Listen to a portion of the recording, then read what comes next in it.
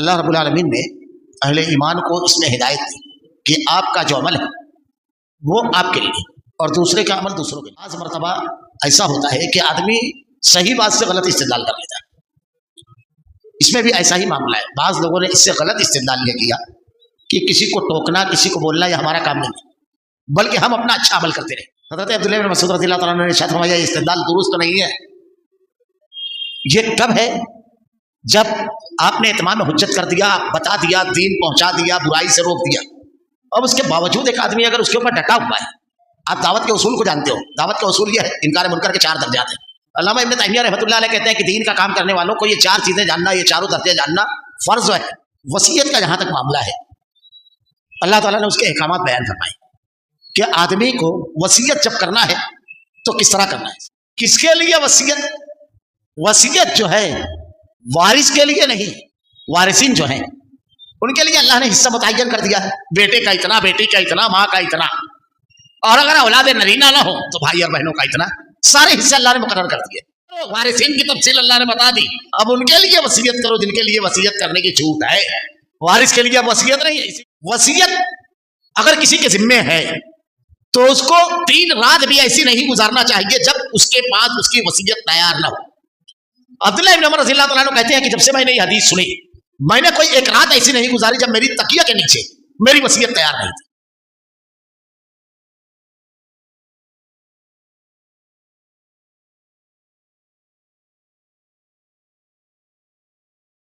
اعوذ باللہ من الشیطان الرجیم، بسم اللہ الرحمن الرحیم۔ یا ایھا الذین آمنوا علیکم انفسکم لا یضرکم من ضل اذا اهتدیتم الی اللہ مرجعکم جميعا فینبئکم بما کنتم تعملون۔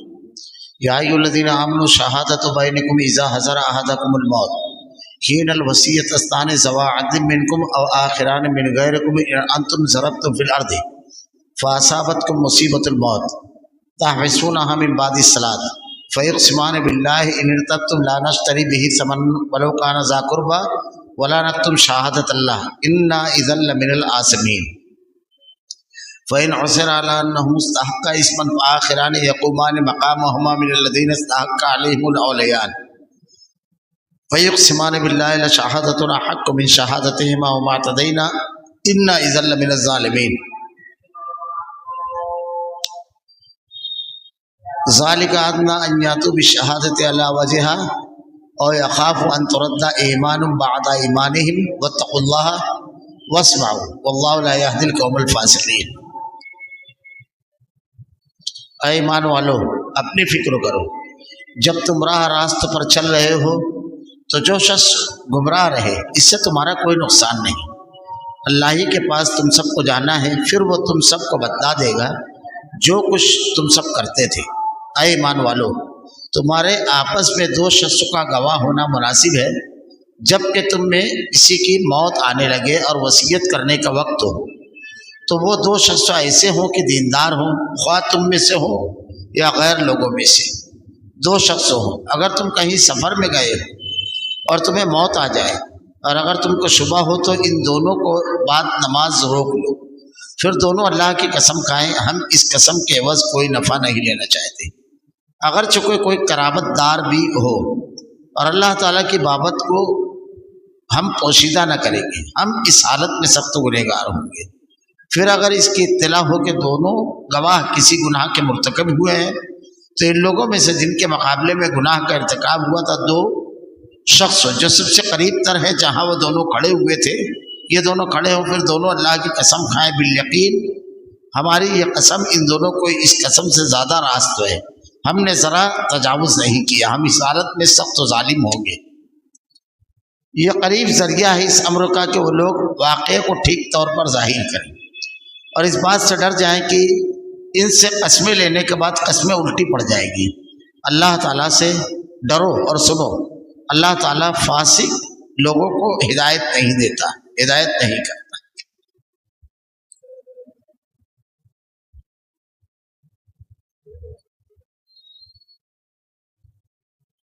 یا ایھا الذین آمنوا علیکم انفسکم لا یضرکم من ضل اذا اهتدیتم الی اللہ مرجعکم جميعا فینبئکم بما کنتم تعملون۔ اے ایمان والو، اپنی فکر کرو، جب تم راہ راست پر چل رہے ہو تو جو شخص گمراہ رہے اس سے تمہارا کوئی نقصان نہیں، اللہ کے پاس تم کو بھی جانا ہے، پھر وہ تم سب کو بتلا دے گا جو کچھ تم سب کرتے تھے۔ اللہ رب العالمین نے اہل ایمان کو اس میں ہدایت دی کہ آپ کا جو عمل ہے وہ آپ کے لیے اور دوسرے کا عمل دوسروں کے لیے۔ اس آیت میں جو حکم دیا گیا ہے کہ اے ایمان والو اپنی فکر کرو، تو بعض مرتبہ ایسا ہوتا ہے کہ آدمی صحیح بات سے غلط استدلال کر لیتا ہے، اس میں بھی ایسا ہی معاملہ ہے۔ بعض لوگوں نے اس سے غلط استدلال یہ کیا کہ کسی کو ٹوکنا، کسی کو بولنا یہ ہمارا کام نہیں ہے، بلکہ ہم اپنا اچھا عمل کرتے رہیں۔ علامہ ابن کثیر ایک روایت نقل کرتے ہیں کہ حضرت عبداللہ بن مسعود رضی اللہ تعالیٰ عنہ کی موجودگی میں دو لوگ لڑ رہے تھے، تو ایک شخص کو کہتا ہے کہ چلو اٹھ کر کے چھوڑا دیا جائے ان لوگوں کا جھگڑا، تو دوسرا کہتا ہے یہی آیت سے استدلال کرتے ہوئے کہ اے ایمان والو اپنی فکر کرو، جب تم راہ راست پر ہو تو جو شخص گمراہ اس سے تمہارا کوئی نقصان نہیں۔ حضرت عبداللہ بن مسعود رضی اللہ تعالیٰ عنہ نے ارشاد فرمایا یہ استدلال درست نہیں ہے۔ یہ کب ہے؟ جب آپ نے اتمام حجت کر دیا، بتا دیا، دین پہنچا دیا، برائی سے روک دیا، اب اس کے باوجود ایک آدمی اگر اس کے اوپر ڈٹا ہوا ہے اس برائی کو چھوڑ نہیں رہا ہے، تو آپ مجرم نہیں ہو، کیونکہ آپ نے اپنا حق ادا کر دیا۔ اب اس کا جو معاملہ ہے اللہ اس سے سوال و جواب کر لے گا۔ اور پھر دیگر روایتوں میں بھی ہے، حضرت عبداللہ ابن عمر رضی اللہ تعالیٰ عنہ نے استدلال کیا کہ اللہ کے نبی صلی اللہ علیہ وسلم نے ارشاد فرمایا بلغوا انی ولو آیا، اگر آپ کے پاس ایک بات بھی ہے تو اب اپنے بھائی تک کے پہنچا دو، ایک بات بھی ہے۔ اللہ تعالیٰ نے تأمرون بالمعروف وتنہون عن المنکر کا حکم دیا۔ صحیح مسلم کی روایت ہے کہ اللہ کے نبی نے ارشاد فرمایا اگر تم برائی دیکھو تو اپنے ہاتھ سے روکو۔ ہاتھ سے روکنا، اگر حکومت ہے تو طاقت سے روکے گی، آدمی بچوں کا باپ ہے تو باپ اپنے اہل خانہ کے اوپر یا اہل خانہ کا سرپرست طاقت کا استعمال کر سکتا ہے، لیکن ایسی جگہ طاقت کا استعمال کرنا ہے کہ اس سے زیادہ بڑا جھگڑا ہو جائے، وہاں نہیں۔ اسی لیے اس کے بعد کہا گیا اگر طاقت ہے تو یعنی آپ با اختیار ہو اور آپ دعوت کے اصول کو جانتے ہو۔ دعوت کا اصول یہ ہے، انکار منکر کے 4 درجات ہیں۔ علامہ ابن تیمیہ رحمۃ اللہ علیہ کہتے ہیں کہ دین کا کام کرنے والوں کو یہ 4 چیزیں جاننا، یہ چاروں درجے جاننا فرض ہے۔ پہلی چیز، آدمی اگر کسی برائی کے خلاف اٹھے تو برائی ختم ہو جائے، اس کی جگہ ایک نیکی آ جائے، یہ پہلا درجہ ہے۔ 4 درجے ہیں۔ دوسرا درجہ ہے کہ آدمی اگر کسی برائی کے خلاف اٹھتا ہے تو برائی ختم نہیں ہوتی ہے، اس کی جگہ کوئی نیکی بھی نہیں آتی ہے، لیکن وہ برائی کم ہو جاتی ہے۔ یہ 2 درجے فرض ہیں۔ پہلے درجے میں برائی ختم ہو کے نیکی آ جانا، دوسرے درجے میں برائی کم ہو جانا۔ نیکی تو نہیں آئے گی، برائی ختم بھی نہیں ہوگی لیکن کم ہو گئی، یہ دونوں درجے فرض ہیں۔ تیسرا درجہ اس میں ہے کہ آدمی کسی برائی کے خلاف قدم اٹھاتا ہے تو نہ وہ برائی کم ہوئی نہ ختم ہوئی، نہ اس کی جگہ کوئی نیکی آئی، معاملہ برابر سرابر ہے، یہ اجتہاد ہے۔ چوتھا درجہ جو ہے کہ آدمی کسی برائی کے خلاف اٹھا، وہ برائی نہ کم ہوئی نہ ختم ہوئی، نہ کوئی نیکی آئی، بلکہ اس سے بڑی برائی کھڑی ہو گئی، یہ حرام ہے۔ یہ حرام ہے۔ بہت سارے لوگ جو اصلاح کا کام کرنے اٹھتے ہیں وہ یہ نہیں جانتے، ایک سنت کے لیے فرض کو ترک کر دیں گے، ایک نفل کے لیے فرائض کو ترک کر دیں گے، تو اس سے بڑی برائی اگر کھڑی ہو جا رہی ہے تو اس درجے میں جا کر کے کام نہیں کرنا ہے۔ اللہ کے نبی صلی اللہ علیہ وسلم کی اگر احادیث دیکھیں، بعض مرحلے ایسے ہوتے ہیں کہ حکمتاً خاموشی اختیار کی جاتی ہے۔ اللہ کے نبی صلی اللہ علیہ وسلم نے حضرت عائشہ سے کہا عائشہ میری خواہش ہے کہ کعبۃ اللہ کو حضرت ابراہیم علیہ السلام کی بنیادوں پر تعمیر کر دو۔ حضرت ابراہیم علیہ السلام نے جو کعبۃ اللہ بنایا تھا تو اس میں حتیب काबत अल्लाह से लगी हुई बिल्कुल एक 4 फीट की दीवार है। तो उस दीवार का जो वो दीवार है वो काबतुल्लाह के अंदर थी, यानी काबतुल्लाह का वो हिस्सा गोलाई लिए हुए था, कोने वाला नहीं था। अल्लाह के नबी कहते हैं कि तेरी कौम अभी नई नई मुसलमान है, वरना मेरी ख्वाहिश है कि हजरत इब्राहिम अलैहिस्सलाम की बुनियादों पर तामीर कर दूं काबतुल्लाह। आपने नहीं किया, हालांकि वो सही था, लेकिन उस वक्त सवालात खड़े होते कि हर चीज बदलते हुए अब काबा भी तब्दील कर दिया। हिकमतन आपने उसको दुरुस्त नहीं समझा। और उससे एक चीज और भी थी, कोई हराम हलाल का मसला नहीं था, हक व बातिल की बात नहीं थी, अफजलियत और ये सब चीजें नहीं थी, सारी बहसें नहीं थी। हमारे यहाँ ये तमाम चीजों को छोड़ कर के लोग गैर जरूरी बहसों में लग जाते हैं, जैसे मुशाजरात सहाबा पर गुफ्तगू करना, सहाबा किराम के आपसी इख्तिलाफ। अल्लाह हमसे उनके बारे में सवाल नहीं करेगा। वो 2 गिरोह थे, तिलक उम्मतुन कद खलत लहा मा कसबत व लकुम मा कसबतुम ला तसलूना अम्मा कानू यामलून। वो अल्लाह की जनाब में पहुंच गए। तुमसे उनके बारे में सवाल नहीं किया जाएगा, पूछा नहीं जाएगा, लेकिन हमसे ये जरूर पूछा जाएगा कि मरने वाले की बुराई नहीं करना है। अगर गलत आपने तारीख की मालूमात की बुनियाद पर गलत फैसला कर दिया तो जरूर सवाल होगा हमसे, जरूर ये पूछा जाएगा। एक आदमी से उसके बाप की अगर कुछ गलतियां हुई हो तो उस पर गुफ्तगू करने के लिए कहा जाए, क्या उसको वो पसंद करेगा? तो मुशाजरात सहाबा का कोई फायदा, अच्छा ये जानने के बाद कुछ नेकी में इजाफा होगा, न जानने पर कोई अफजलियत हो कम होगी, अकीदे से इसका कोई ताल्लुक है। ये तमाम चीजें गौर व फिक्र करने वाली है। वो इंशाअल्लाह आगे किसी मकाम पर जब सहाबा की बहस होगी तो उस पर मुफस्सल गुफ्तगू करेंगे। तो ये जो चीज है, अल्लाह के नबी सल्लल्लाहु अलैहि वसल्लम ने इरशाद फरमाया पहले हाथ से रोको, अगर इसकी ताकत नहीं है तो फिर जबान से आदमी उसको रोके। कहीं ऐसा होता है कि जबान से रोकना भी बड़े फितने का दरवाजा खोल दे और मुखालफत का ऐसा तूफान खड़ा हो कि आदमी उसको झेल न पाए। तो ऐसे मरहले पर अल्लाह के नबी सल्लल्लाहु अलैहि वसल्लम ने इरशाद फरमाया फिर इसको दिल में बुरा जाने।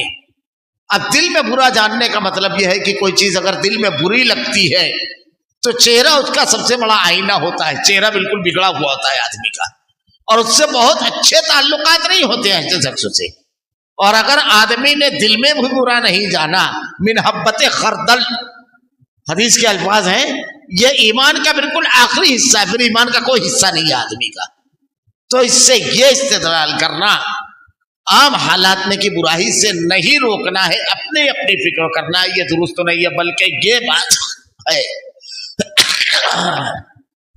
कि आपने बात पहुंचा दी, आपका काम था बात को पहुंचा देना, खैर खाई के जज्बे से नरमी के साथ समझा देना। अब उसके बाद ईमान वालों अपनी फिक्र करो,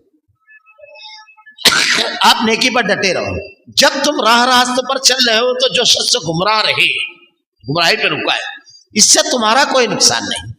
अल्लाह ही के पास तुम सबको जाना है, दोनों पहुंचेंगे अल्लाह के पास। आप समझा रहे थे, नहीं माना, अब आप नेकी पर अड़ गए, वो बुराई पड़ गया, अब दोनों को अल्लाह की जनाब में खड़े होना है। और अल्लाह वहां पर जर्रा बराबर फमन यामल मिस्काल जर्रतिन खैरन यरा व मन यामल मिस्काल जर्रतिन शर्रन यरा, जर्रे के बराबर भी अगर नेकी होगी या गुनाह होगा तो सबको ले आएगा, और किसी के ऊपर जर्रे के बराबर वहां जुल्म नहीं किया जाएगा। तो अल्लाह तुम सबको बतला देगा जो तुम सब करते थे, अल्लाह सबको दिखला देगा। या अय्युहल्लज़ीना आमनू शहादतु बैनकुम इज़ा हज़रा अहदकुमुल मौत हीनल वसियतस्तानि ज़वा अदलिन मिनकुम। ऐ ईमान वालों, तुम्हारे आपस में 2 शख्सों का गवाह होना मुनासिब है जबकि तुम में से किसी को मौत आने लगे और वसीयत का वक्त हो, तो वो 2 शख्स ऐसे हों कि दीनदार हो। हीनल वसीयतस्तानि ज़वा अदलिन मिनकुम और आखिरान मिन गैरिकुम इन अंतुम ज़रबतुम फिल अर्ज़, ख्वाह तुम में से हो ख्वाह गैर लोगों में से 2 शख्स हो। जब तुम सफर में हो, सफर में गए और तुम्हें मौत आ जाए, वसीयत का जहां तक मामला है अल्लाह ताला ने उसके अहकामात बयान फरमाए कि आदमी को वसीयत जब करना है तो किस तरह करना है। सबसे पहली चीज ये कि वसीयत जो है उसके बारे में पूरी तफसीलात बयान कर दी गई है। वसीयत आदमी अपने पूरे माल की नहीं कर सकता, اللہ کے نبی صلی اللہ علیہ وسلم ایک صحابی تھے حضرت سعد بن ابی وقاص رضی اللہ تعالیٰ عنہ، ان کی طبیعت بالکل بگڑ گئی. اللہ کے رسول صلی اللہ علیہ وسلم جب عیادت کے لیے تشریف لے گئے تو ان کو صرف 2 لڑکیاں تھیں، یا غالباً 1 لڑکی تھی، معاف کیجیے گا. تو آپ نے اللہ کے نبی سے کہا کہ اللہ کے رسول صلی اللہ علیہ وسلم کیا میں اپنا پورا مال اللہ کے دین کے لیے وصیت کر دوں؟ اللہ کے نبی صلی اللہ علیہ وسلم نے ارشاد فرمایا نہیں، تم اپنے وارثین کو محروم نہ چھوڑو، ورثہ کو محروم نہ چھوڑو. ہمارے ہاں بڑا عجیب و غریب معاملہ ہوتا ہے کہ اپنے وارث کو محروم آدمی چھوڑ دیتا ہے.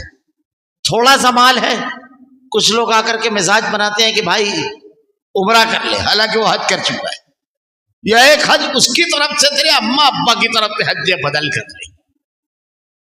یہ آ کر سمجھاتے ہیں. اب نیک کام ہے، کون روکے اس سے؟ اور اس کے وارثین کرائے کے مکان میں ہیں، فاقہ کشی کی حالت میں، کسی بیماری میں جوجھ رہے ہیں، علاج کے لیے پیسہ نہیں ہے. یہ دینداری نہیں ہے، یہ پیسہ اس کا ختم کروانا ہے. ایک ہوتی ہے من چاہی نیکی، ایک ہوتی ہے رب چاہی. رب چاہی نیکی وہ ہے کس وقت و کس بات کا حکم دیا گیا ہے. یہ خیر اللہ کے نبی صلی اللہ علیہ وسلم نے ارشاد فرمایا نہیں. پھر آپ نے کہا اللہ کے نبی آدھا مال، اللہ کے نبی صلی اللہ علیہ وسلم نے کہا نہیں. پھر آپ نے سوال کیا کہ اللہ کے رسول 1/3، آپ نے جملہ ارشاد فرمایا ہاں مگر یہ بھی زیادہ ہے. اس میں 2 باتیں. پہلی چیز یہ کہ اللہ کے رسول صلی اللہ علیہ وسلم نے صرف 1/3 مال، 1/3، یعنی کسی کے پاس اگر 90 لاکھ روپیہ ہے تو صرف 30 لاکھ روپیہ وہ وصیت کر سکتا ہے. لیکن اللہ کے نبی صلی اللہ علیہ وسلم نے اگلا جملہ ارشاد فرمایا یہ بھی زیادہ ہے. تو علماء نے لکھا ہے کہ افضل اور بہتر یہ ہے کہ اس سے بھی کم کی وصیت کرے.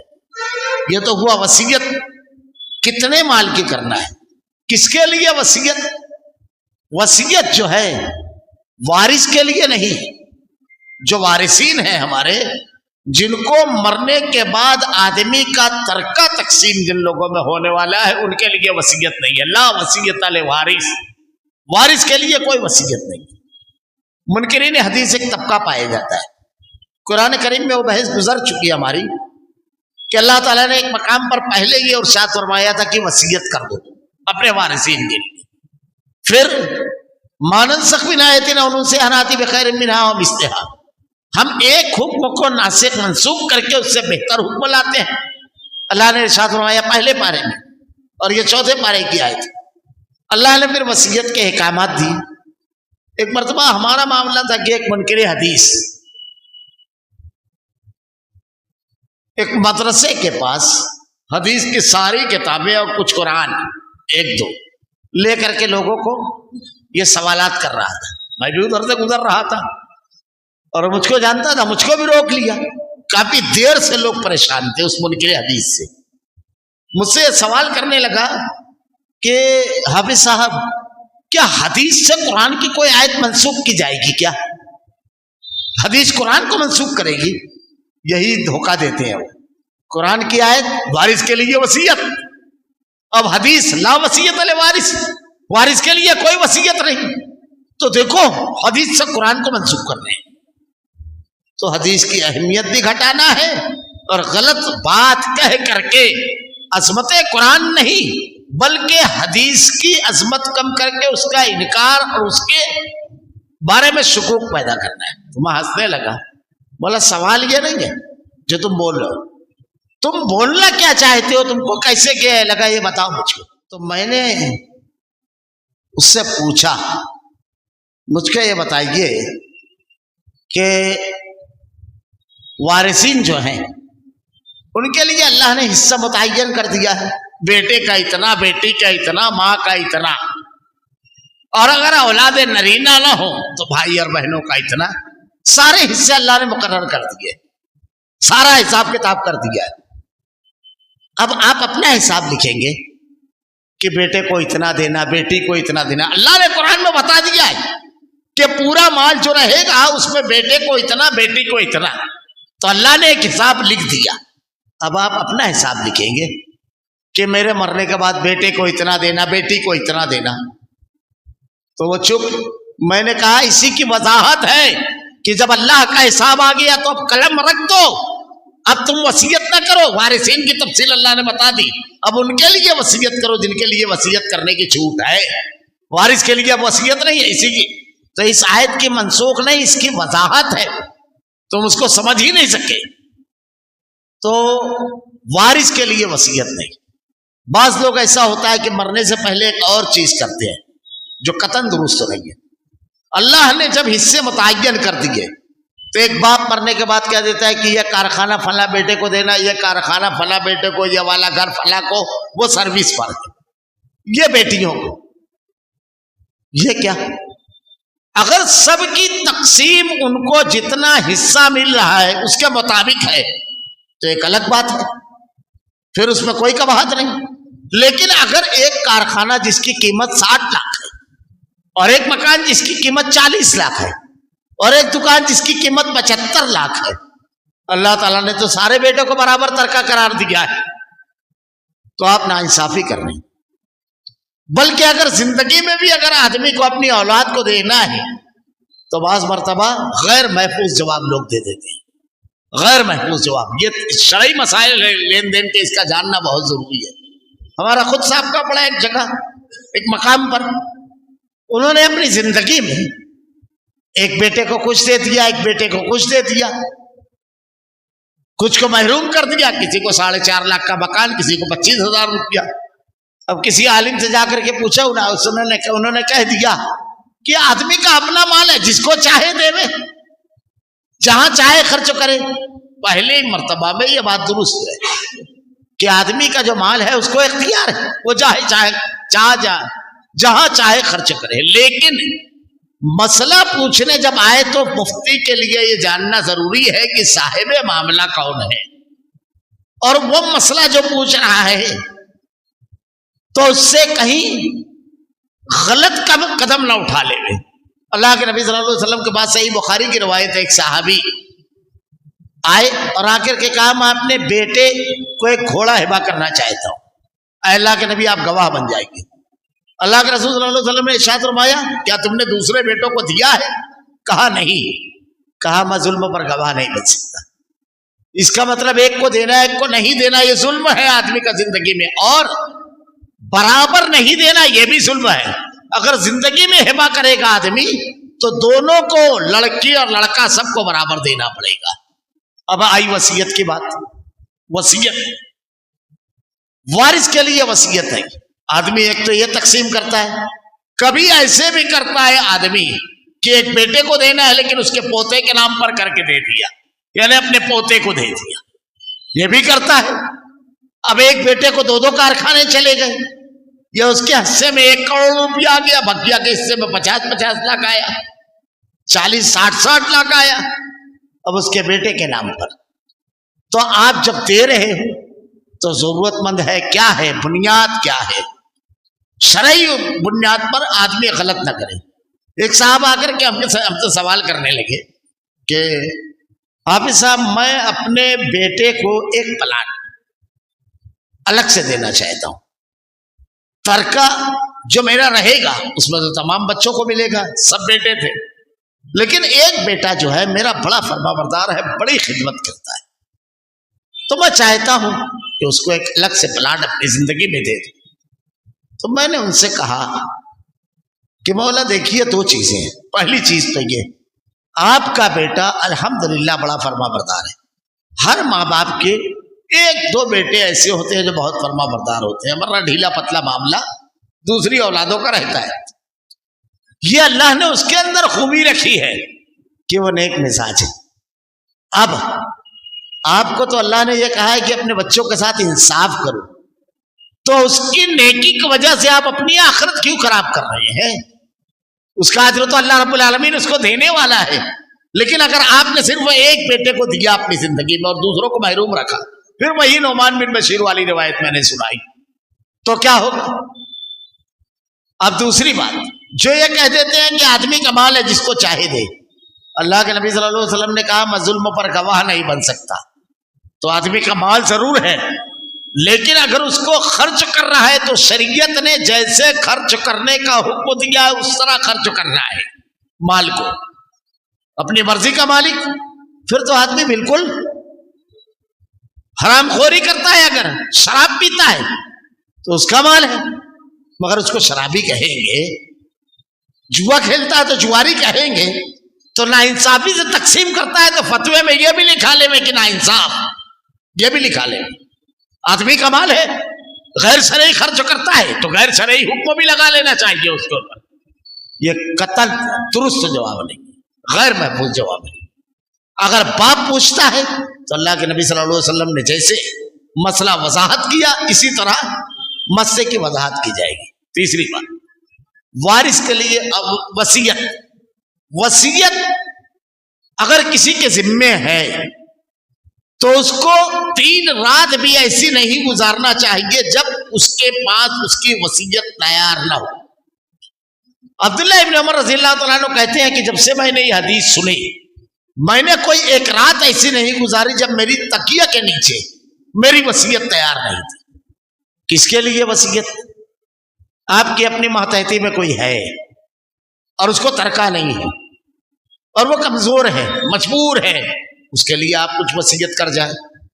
خاص طور سے اگر باپ کی زندگی میں بیٹے کی وفات ہو جائے، خاص طور سے تو جو پوتے ہیں، اب ہمارے یہاں تو ہر کسی کو سماست عام ہے یہ چیز کہ دادا کی وراثت میں پوتے کا حصہ نہیں ہے. بالکل صحیح ہے، لیکن شریعت نے دادا کو یہ حکم دیا ہے اپنے گزرے ہوئے بیٹے کے بچوں پوتوں کے لیے وصیت تیار کرے، ان کے لیے زندگی میں وصیت کر دے. ہمارے یہاں دیکھیے بالکل محروم ہو جاتے ہیں، ختم ہو جاتا ہے ان کا معاملہ. بعض مرتبہ آدمی کے دل میں طرح طرح کا سوال کھڑا ہوتا ہے کہ شریعت میں یہ کیسے ہے کہ اللہ تعالیٰ محروم کرے گا؟ اللہ نے تو حکم دیا ہے اپنے نبی کے ذریعے کہ دادا کو چاہیے کہ اپنے گزرے ہوئے بیٹے کی اولاد معصوم پوتوں کے لیے وصیت کر جائے، اور جس کے ذمے وصیت ہو 1 رات بھی نہ گزارے جب تک کہ وصیت تیار، 3 راتیں بھی نہ گزارے. تو آدمی کو اپنے تکیے کے نیچے وصیت تیار رکھنا چاہیے. تیسری بات، یہاں جب ترکہ تقسیم ہوتا ہے تو پنچ بانٹتے ہیں، کوئی فیصلہ آ کر کے فیصلہ کرتا ہے. لیکن پوتے جب محروم ہوئے تو شریعت نے حکم دیا کہ دادا خود دے اپنے ہاتھ سے. یہاں پر ایک چیز اور بھی ہے، کبھی ایسا بھی ہوتا ہے کہ آدمی کو علم نہیں ہوتا ہے، آدمی گزر جاتا ہے تو ان کی اولادوں کو چاہیے کہ معاملہ سیدھا کر لیں. اگر غلطی ابا سے ہو گئی ہے تو اس کو سیدھا کر لیں، کوشش کریں دل بڑا کر لیں. اور ایسی میتیں جب ہوں کہ باپ کی زندگی میں بیٹے کی وفات ہو رہی ہے تو جو وہاں پر پرسہ دینے کے لیے جا رہے ہیں، تسلی دینے، انہیں بڑی وضاحت کے ساتھ ان کو بتانا چاہیے کہ اب آپ کی ذمہ داری ہے کہ آپ اپنے پوتوں کے لیے وصیت کر لیں. 3 رات بھی ایسی نہ گزارے جب وصیت تیار نہ رہے، ان کے لیے وصیت کر دیں. یہ ذمہ داری ہے اخلاقی کہ ہم شریعت کی، دین کی باتیں ان تک کے پہنچائیں. وصیت ایک اور بھی کہ آدمی کبھی جب بھی اس کی موت کا وقت قریب ہو تو اس کو وصیت کی کوئی چیز ہو، وضاحت کی ضرورت پڑتی ہے. فلاں مال اس کا، فلاں مال اس کا، فلاں اتنا مال ہے، میرا اتنا باقی ہے.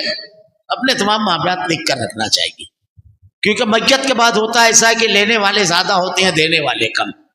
ہمارے یہاں لکھا پڑھا نہیں ہوتا ہے. اللہ تعالیٰ نے قرآن میں دوسری جگہ ارشاد فرمایا ہے کہ اگر لین دین کرو تو لکھ لیا کرو 2 گواہ بنا کر کے. یہ اللہ تعالیٰ ہمارے مال کو محفوظ کرنا چاہتا ہے. شریعت کے جو احکامات ہیں، مجھ کو ایک اپنے دوست کا واقعہ یاد آتا ہے. انہوں نے ایک زمین خریدی، بڑا ان کی خواہش تھی وہ زمین خریدنے کی، قیمتی زمین. پہلا ٹپا انہوں نے دیا، مجھ کو بتایا، خوشی خوشی تھی، روز انہوں نے دیا تھا کہ حافظ صاحب ایسا ایسا وہ زمین کا سودا کر لیا، میں نے اتنا پیسہ دے دیا، 1 لاکھ روپیہ. میں نے کہا لکھے؟ تو کہا نہیں، اصل میں وہ بچپن کا دوست ہے. میں نے کہا اللہ جانتا تھا کہ ہم اپنے بچپن کے دوستوں سے سودا کریں گے، اپنے بھائی سے سودا کریں گے، لیکن اللہ نے ان لوگوں کو الگ نہیں کیا ہے, لکھ لیا. خیر اب آئندہ ٹپا تب دینا لکھ لینا. دوسری مرتبہ دیا, پھر وہی ہوا. میں نے کہا تم کو اگر جھجھک ہے بولنے میں تو میرے سامنے دو, میں ان کو سمجھا لوں گا کہ تم بھی قرآن پر عمل کرو, یہ بھی کو ہمارا قرآن پر عمل کرے.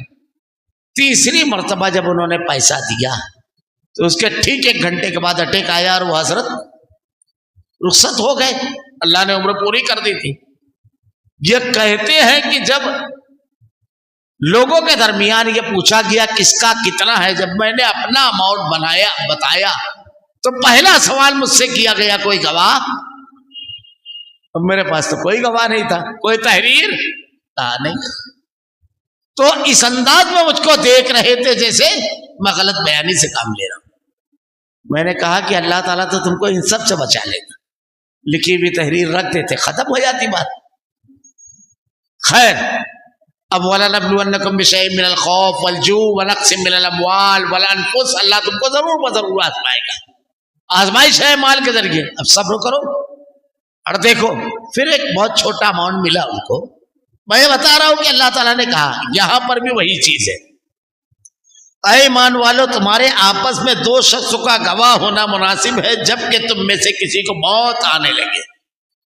وصیت تیار کرنے کا آخری وقت یہ ہے کہ اگر آدمی بستر پر ہے اور پورے ہوش و حواس میں ہے, پورے ہوش و حواس میں, قریب الموت کو بھی ہے, تو وصیت تیار کر سکتا ہے.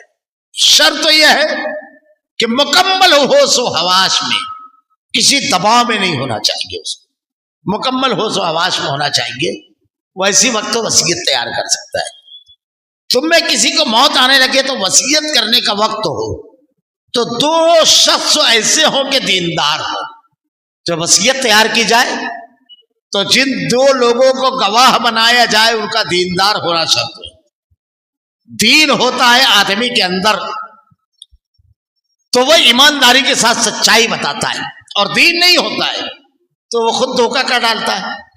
بڑی بنیادی چیز ہے, اور دینداروں کے لیے بہت بڑا اعزاز ہے یہ کہ اللہ نے کہا عام لوگوں کے بجائے دیندار آدمی کو ڈھونڈو. اب اس میں دیندار آدمی کون؟ جو بعمل ہو, صرف وہ چند چیزوں پر عمل کرتا ہے اور اس کے بعد دھوکہ دھڑی سب کچھ کر رہا ہے, وہ دیندار نہیں ہے. ہر معاملے میں دین پر عمل کرنے والا, اور خاص طور سے معاملات ہے تو معاملات میں دیکھنا ہے.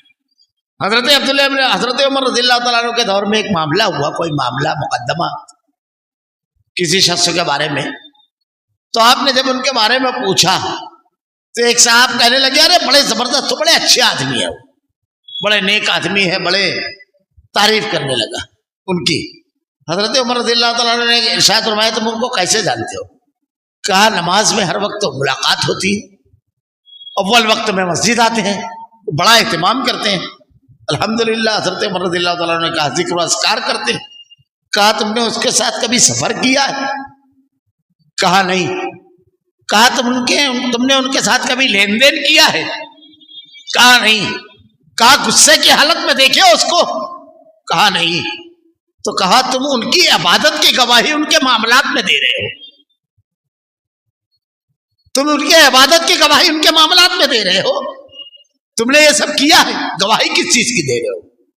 تو 2 ایماندار لوگوں کو, خواہ تم میں سے ہو خواہ غیر لوگوں میں سے ہو, 2 شخص ہوں, اگر تم کہیں سفر میں گئے ہو اور تمہیں موت آ جائے, یہ 2 لوگ غیر مسلم بھی چل سکتے ہیں اگر کوئی مسلمان نہ ملے, اور ایسی جگہ آدمی ہو تو 2 غیر مسلموں کو گواہ بنا کر کے وصیت کر سکتا ہے.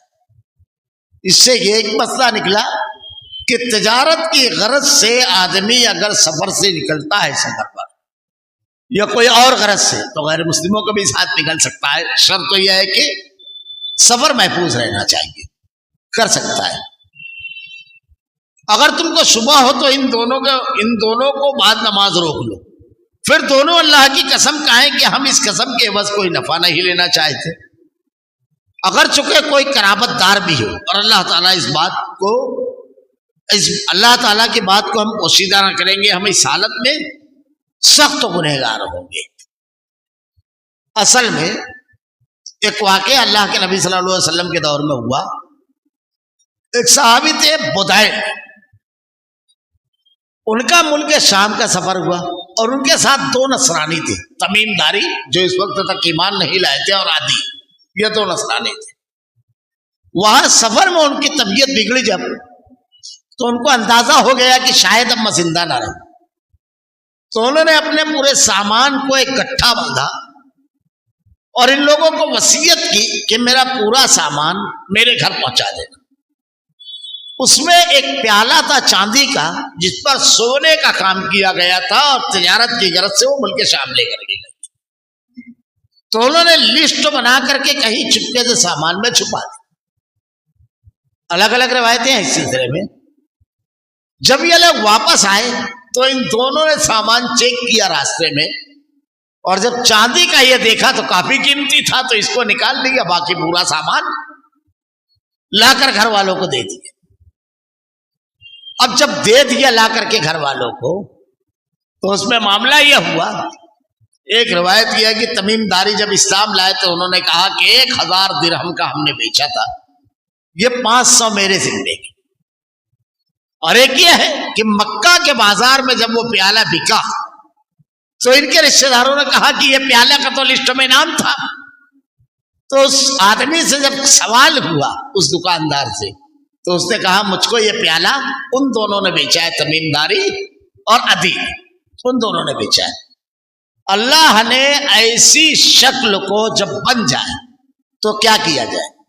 جو لوگ لے کر آئے ہیں غیر مسلم، ان سے بھی قسم لینا ہے۔ اب ایک دوسری شکل آ گئی کہ نہیں پورا سامان نہیں ہے، جیسے یہاں پر یہ شکل آئی کہ ان لوگوں کے پاس لسٹ نکلی کہ اس میں ایک پیالہ بھی تھا اور پیالہ نہیں ہے۔ اب اس شکل میں وَإِنْ أُسِرَ أَنَّهُمَا اسْتَحَقَّا إِثْمًا فَآخِرَانِ يَقُومَانِ مَقَامَهُمَا مِنَ الَّذِينَ اسْتَحَقَّ عَلَيْهِمُ الْأَوْلَيَانِ فَيُقْسِمَانِ بِاللَّهِ لَشَهَادَتُنَا أَحَقُّ مِنْ شَهَادَتِهِمَا وَمَا اعْتَدَيْنَا إِنَّا إِذًا لَّمِنَ الظَّالِمِينَ۔ پھر اگر اس کی اطلاع ہو کہ وہ دونوں گواہ کسی گناہ کے مرتکب ہوئے ہیں، ڈاؤٹ فل ہو گیا آپ کو، آپ نے گواہوں سے جو دونوں گواہ تھے ان سے الگ الگ سوال کیا، ایک کا جواب الگ دوسرے کا جواب الگ، ہو جاتا ہے کبھی۔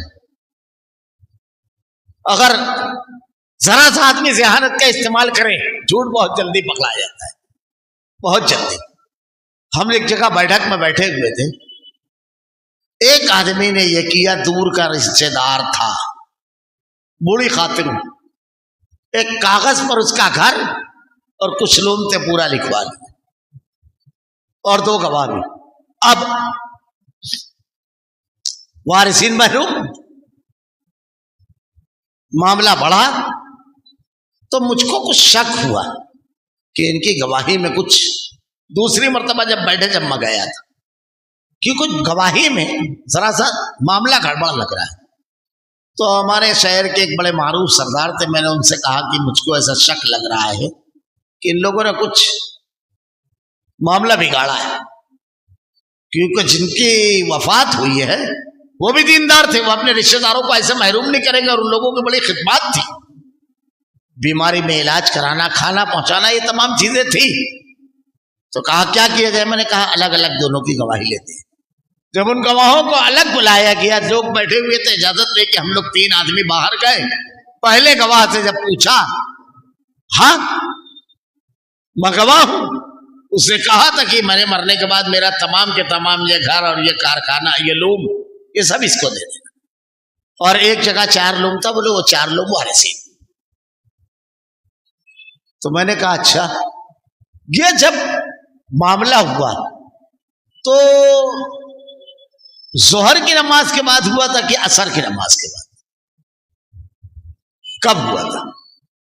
تو وہ کہنے لگا کہ نا دن میں 10 بجے ہوا تھا۔ تو مولا آپ کو اور کوئی چیز یاد ہے؟ بولے ہاں۔ جب یہ لکھے تو لکھ کر کے ہم لوگ بکو چوک میں چائے پیے جا کر کے ساتھ میں۔ اچھا، آپ دستخط کون سی زبان میں کرتے ہیں؟ تو کہنے لگے کہ بھائی میں پڑھا لکھا نہیں، اسکول نہیں پڑھ سکا، اس لیے میں انگوٹھا لگاتا ہوں، اور ان کی دستخط انگلش میں تھی۔ اب اس کو روک لیجئے، اور اس کے بعد اس کو اندر بھیج کر کے دوسرے گواہ کو بلایا گیا.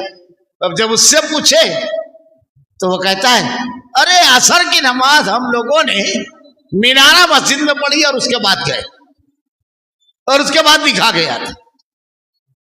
اچھا اچھی طرح یاد ہے؟ ہاں. اب وہ جب جھوٹ بولتا ہے تو آدمی تھوڑا سا نقلی مال کو پالش کی زیادہ ضرورت پڑتی ہے تو بڑی ادھر ادھر کی چیزیں ملا لیتا ہے. خوب یقین دہانی کے ساتھ جب ہو گیا تو ہمارے ساتھ ایک پنچو تھے جو شاید مرچا زیادہ کھاتے تھے. وہ جوتا اتارنے لگے. میں نے کہا سردار نہیں یہ روڑ ہے. تو اس کو جب بتائے کہ پہلا ایسا بولا ہے اور اب اندر بیچ میں ہی یہ سب جوتا بازار ہوگی تو اس نے کہا مجھ کو معافی مانگ کے صرف وہ باہر نکل جانا. وہ اندر آیا, کہا اتنی اجازت دیں گے تجھ کو کہ تو اپنی گواہی واپس لے. اب جب اس نے گواہی واپس لے لی, جھوٹ بولا ہوں میں, تو وہ جو پہلے والا تھا وہ بھی کہا ہو گیا کہ اب تو الگ معاملہ ہو گیا کہ مجھ کو کچھ معلوم نہیں ہے, کاغذ بھی کیا لکھا ہے یہ بھی نہیں معلوم, صرف یہ گواہی دینا تھا. اور وہ اپنی دستخط کرتا تھا اردو زبان میں اور اس کا انگوٹھا لگا تھا. اب اس کے بعد جو صاحب یہ کرائے تھے پھر ان کے اوپر گرفت ہوئی تو انہوں نے قبولہ کیا سب جھوٹ کیا گیا تھا. تو جھوٹ کے پیر نہیں ہوتے, وہ چل نہیں پاتا ہے. اگر آدمی ذرا سا محنت کرے, الگ الگ سوالات ہوتے ہیں تو آدمی پھنس جاتا ہے اور بات سامنے نکل آتی ہے. کبھی کبھی ایسا بھی ہوتا ہے کہ آدمی کو یہ معلوم رہتا ہے کہ دو گواہوں کی موجودگی میں زندگی میں اگر لکھا لیا جائے تو یہ ہبہ ہو جاتا ہے. لیکن یہ بھی معلوم رہتا ہے کہ ایک کو محروم کر کے دوسرے کو ہبہ نہیں کرنا چاہیے, لیکن صرف وہ اسی پر عمل کرتے ہیں, اس پر عمل نہیں کرتے ہیں شریعت پر کہ دوسرے بچوں کے ساتھ ظلم نہ ہو, کسی کو محروم نہ کریں. یہاں جب ایسا معاملہ ہو تو ان دو گواہوں کو پھر اگر اس کی اطلاع ہو کہ دونوں گواہ کسی گناہ کے مرتکب ہوئے تو ان لوگوں میں سے جن کے مقابلے میں گناہ کا ارتکاب ہوا ہے, دو شخص جو سب سے قریب تر ہو, جہاں وہ دونوں کھڑے ہوئے تھے یہ دونوں کھڑے ہو, پھر دونوں اللہ کی قسم کھائے. اب جھوٹ کھل گیا تو جہاں کھڑے ہو کر ان دونوں نے قسم لیا تھا, گواہی دی تھی, جو بھی ہو غیر مسلم مسلم, اب وہیں یہ دونوں کھڑے ہوں گے.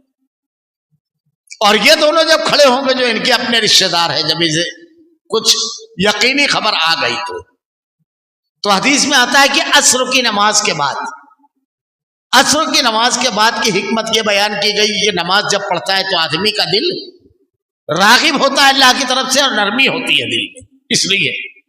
اور پھر کیا کہیں گے, دونوں کھڑے ہوں گے, پھر دونوں اللہ کی قسم کھائیں گے کہ بالیقین ہماری یہ قسم ان دونوں کی اس قسم سے زیادہ صحیح ہے, ہم نے ذرا تجاوز نہیں کیا ہے. یعنی ان لوگوں کے اوپر کوئی غلط الزام نہیں لگا رہے ہم. یہ بات ہمارے پاس ہے, یہ پکی خبر ہے کہ وصیت میں یہ تھا, ان لوگوں نے تبدیل کیا ہے, وصیت میں گڑبڑی کی ہے, پکا معلوم ہے. میں نے جیسے بتایا کچھ چیزیں اگر آپ ٹٹولو گے تو کہیں نہ کہیں سے مل جاتی ہے, جھوٹ چلو نہیں پاتا ہے. اور اللہ رب العالمین نے اہل علم کو آپ کے درمیان رکھا ہے, دین جانے والے کو رکھا ہے, ان سے رجوع ہو آدمی. اللہ تعالیٰ نے ارشاد فرمایا ہم نے ذرا تجاوز نہیں کیا, ہم اس حالت میں سخت ظالم ہوں گے اگر ہم نے کوئی غلط بیانی کی ہے تو, اور ظلم کریں گے تو اس کا جواب ہم کو دینا ہے. ذالک ادنی ان یاتوا بالشہادۃ علی وجہہا او یخافوا ان ترد ایمان بعد ایمانہم, یا قریب ذریعہ ہے اس امر کا وہ لوگ اس واقعے کو ٹھیک طور پر ظاہر کریں. جھوٹ بولنے سے لوگ ڈریں گے جب پوری ڈیٹیل معلوم رہے گی. کیا آپ نے بول دیا بات ختم, ایسا نہیں چلے گا. تحقیق کی جائے گی, الگ الگ سوالات ہوں گے, واقعے کی ڈیٹیل جب پوچھی جائے گی, اگر بنایا ہوا ہوگا تو ایک کا کلر ہرا ہوگا ایک کا کالا رہے گا, بات بدل جائے گی. تو اللہ تعالیٰ نے کہا یہ حکمت اگر اختیار کرو گے آپ تو اس کا فائدہ بینیفٹ تم کو یہ ملے گا. اس بات سے ڈر جائیں گے کہ ان سے قسمیں لینے کے بعد قسمیں الٹی پڑ جائے گی. اور اللہ تعالیٰ سے ڈرو, واللہ لا یہدی القوم الفاسقین واتقوا اللہ واسمعوا. بڑا اہم جملہ ہے اہل ایمان, ایمان والے کے لیے. یہ پوری بحث کے بعد اللہ سے ڈرو اور سنو. اللہ تعالیٰ فاسق لوگوں کو ہدایت نہیں کرتا، کیونکہ آپ اگر یہاں پر کوئی غلط گواہی دو گے، کسی کو محروم کرو گے، غلط وصیت پر گواہی دے دو گے، غلط کام کروا لو گے، جھوٹ بول دو گے، کوئی بےایمانی کرو گے، کسی کو نقصان پہنچاؤ گے، تم فاسق ہو، اللہ کے ہاں تم کو جواب دینا ہے۔ اللہ کا ڈر رہے گا آدمی کے دل میں تو بندوں کے ساتھ کوئی غلط کام نہیں کرے گا، کیونکہ اللہ حساب لینے والا ہے۔ صاف حدیث ہے، اللہ کے نبی نے ارشاد فرمایا اللہ کی جناب میں دو دفتر پیش کیے جائیں گے، ایک حقوق اللہ کا، دوسرا حقوق العباد کا۔ حقوق اللہ میں ساری عبادتیں آتی ہے، اللہ جبار و قہار ہے، چاہے سزا دے وے، غفور الرحیم ہے، چاہے معاف کر دے وے، لیکن حقوق العباد میں بالکل واضح ہے کہ آدمی کسی کے ساتھ کچھ بھی کیا ہوگا۔ اللہ کے نبی نے صحابہ سے کہا کہ تم اس حالت میں مجھ کو روز محشر نہ ملنا کہ کسی کے کاندھے پر بکری اور کسی کے کاندھے پر اونٹ بل بلا رہا ہو، اس میں آدمی کو چھوٹ نہیں ہے۔ تو اللہ کا ڈر رہے گا تو آدمی دیانتداری کے ساتھ اس پورے معاملے کو کرے گا۔ اللہ رب العالمین سے دعا ہے کہ رب العالمین جو احکامات رشتوں کے بارے میں، معاملات کے بارے میں، جو کچھ شریعت میں احکامات ہے، رب العالمین ہمیں اپنے ہر عمل کو اس کے مطابق کرنے کی توفیق دے رب العالمین۔ ہم میں جن کے ذمہ وصیت ہے اگر انہوں نے تیار نہیں کی ہے تو رب العالمین انہیں تیار کرنے کی توفیق دے رب العالمین، اور غیر شرعی وصیت، غیر شرعی عمل سے ہماری حفاظت فرما رب العالمین۔ اللہ تیرے کلام کی آیتیں اور تیرے نبی کی حدیث کو ہمارا کردار و عمل بنا دے، ہمارا خاتمہ ایمان پر فرما۔ ربنا لا تزغ قلوبنا بعد إذ هديتنا وهب لنا من لدنك رحمة إنك أنت الوهاب۔ سبحانك اللهم وبحمدك أشهد أن لا إله إلا أنت أستغفرك وأتوب إليك۔